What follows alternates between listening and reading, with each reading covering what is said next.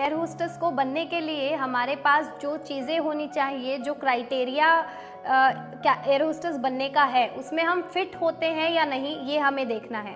तो इस क्राइटेरिया में क्या क्या चीज़ें आती हैं मैं वो आपको बताऊंगी।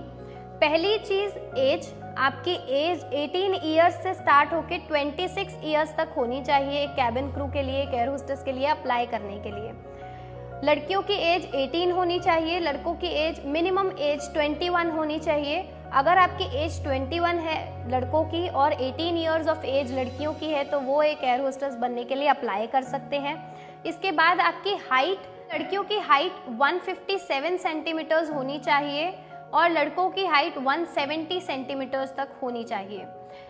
जैसे कि एज में कोई भी लीनियंसी नहीं होती है, अगर आपकी एज 17 है तो वो आपको नहीं लेंगे।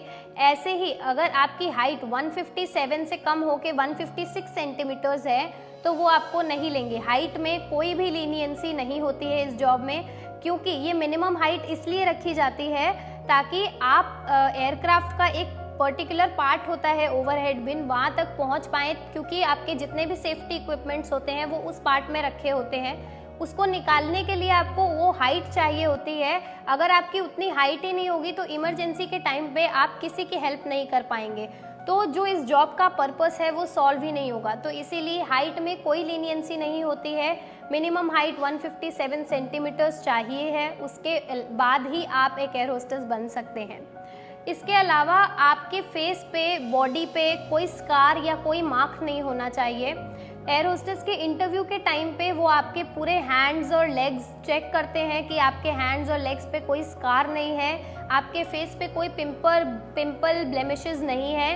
अगर है तो भी आप ट्राई कर सकते हैं उसको कंसील करके, पर मैं ये रेकमेंड करूँगी कि अगर आपका कोई पिंपल है तो उसको पहले ठीक हो जाने दीजिए, उसके बाद आप कैबिन क्रू के लिए अप्लाई करिए, क्योंकि ये चीज़ें पूरी लाइफ टाइम तो नहीं रहती हैं। अपने आप कुछ ना कुछ कोई मेडिसिन अप्लाई करके ठीक हो जाती है, तो जब वो ठीक हो जाए उसके बाद आप अप्लाई कीजिए इंटरव्यू के लिए। वह आपके पास पैन कार्ड होना चाहिए, जिनके पास नहीं है वो बनवा लीजिए, ताकि आपका सिलेक्शन प्रोसेस के बाद जो डॉक्यूमेंटेशन होता है जिसमें आपके डॉक्यूमेंट्स लिए जाते हैं तो उसमें आपका पैन कार्ड वो लोग मांगे और आपके पास वो हो तो आप अप्लाई कर दीजिए। पैन कार्ड होना चाहिए।